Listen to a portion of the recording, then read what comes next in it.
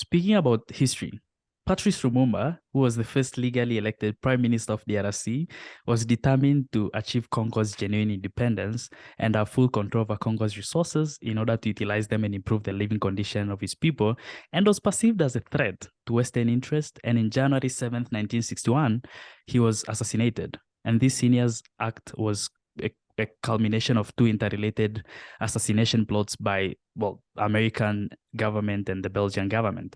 And so can you please elaborate on the topic and discuss in detail the history of resource exploitation in the DRC by Western colonial powers and its impact on the country's economy, political stability, and society as a whole? And also additionally, how this legacy of exploitation has affected the DRC's ability to develop and progress in the modern era, and what needs to be done? Well, it was rather poignant when just recently an entourage of men returned the casket of Patrice Lumumba to the DRC. And what was interesting was that in this casket was one tooth, because when he was killed in January 1961, apparently the murderers destroyed his body, except for, I think it's a gold tooth. Yeah, it's a gold tooth. And that is what was put in the casket and then returned. And in some ways, that rather poignant episode was an ironically appropriate and abysmal punctuation of what had befallen the Congo. Because recall what, even before King Leopold in the late 19th century claimed the Congo as his own, and we're speaking about a territory that by some measures is more sizable than Western Europe. And he claimed it as his personal territory.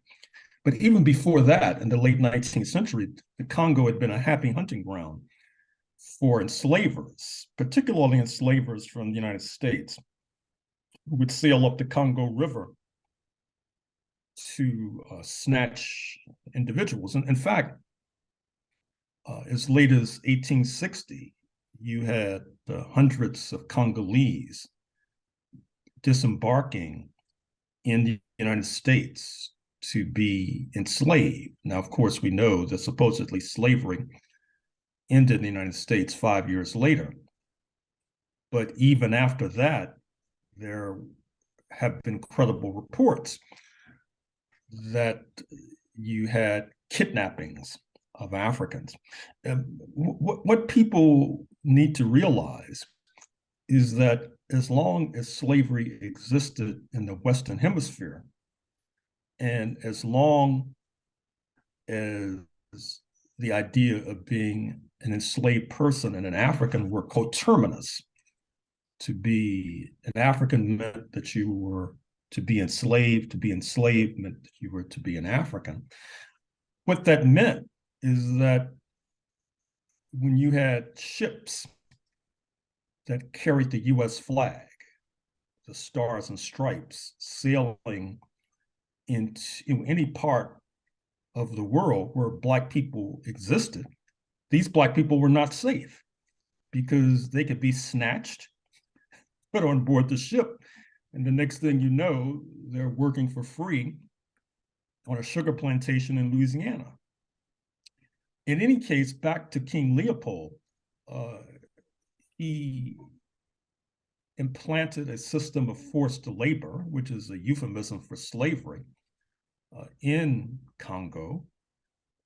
Those who disobeyed orders or were not working in a manner deemed to be sufficiently energetic could have their limbs amputated. There are numerous photographs of Africans with one hand, one leg, etc.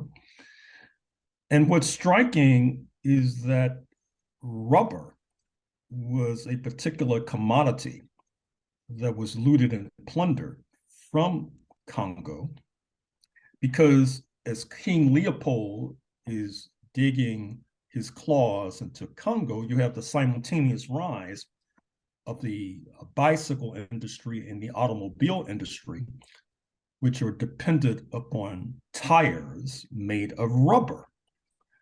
And that factor helped to catalyze the plunder of Congo. You should also know that virtually from the inception, there were loud protests about Congo, not least from Black Americans. An early Black American historian, George Washington Williams, perhaps if your staff could place on the screen now a photo of George Washington Williams, or perhaps even the cover of one of his books. Black Americans were in the forefront of protesting against King Leopold's plunder of Congo. Now, that sort of plunder and pillage and destruction, which also mandated that Congolese should not be educated, meant that when Congo comes to independence, approximately 1960, that it was not in an advantageous position to advance. And one of the many reasons why it was able to come to independence was because Africa as a whole was coming to independence. Ghana in 1957, and Kwame Nkrumah of Ghana was a champion of Congolese sovereignty and independence. And then the wider context was that with the Russian Revolution of 1917, you had the development of the Soviet Union, which was in the forefront of supporting African liberation and sovereignty, not least because it recognized that those who were trying to strangle the Soviet Union oftentimes were wealthy and had the means to strangle the Soviet Union because of their suffocation of Africa. I'm thinking of the North Atlantic countries, Britain, a past captain of the African slave trade, France, ditto, and of course, the United States of America. And so the Belgians, a relatively small country, as you know, had difficulty standing up against the combined might of Africa led by Kwame Nkrumah, which was then backstopped by the socialist camp and the Soviet Union. And that created a circumstance that led to Congolese independence.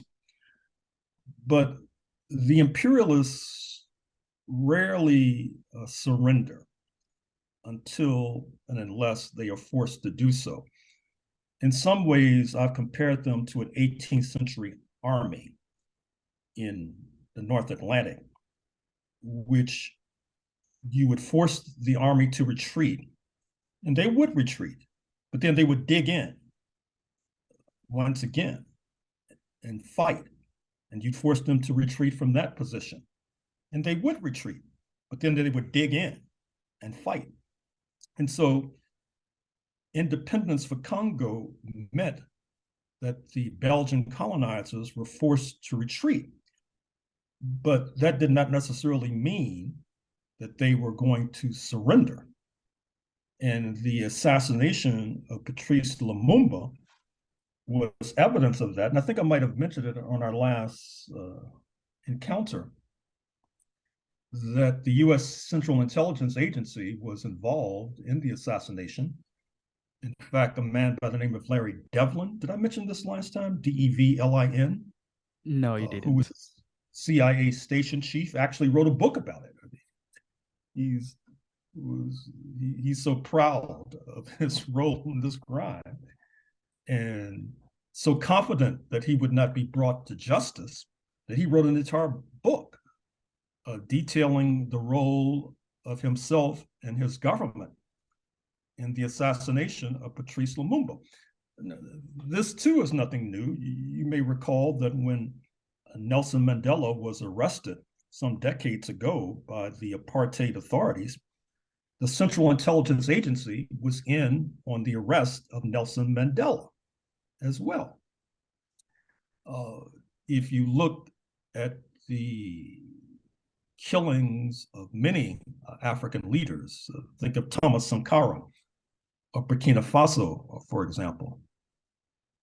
Think of Modibo Keita of Mali, for example. Think of Muammar Gaddafi of Libya, which that murder, 21st century murder, of course, happened to an extent, you could say, on camera.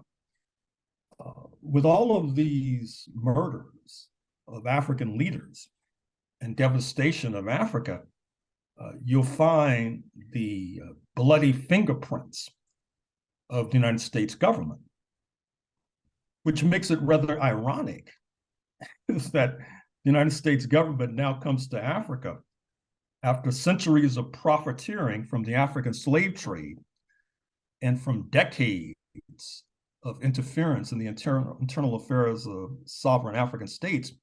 Now they come to Africa and say, don't deal with Russia, don't deal with China, they're bad guys. Deal with the United States.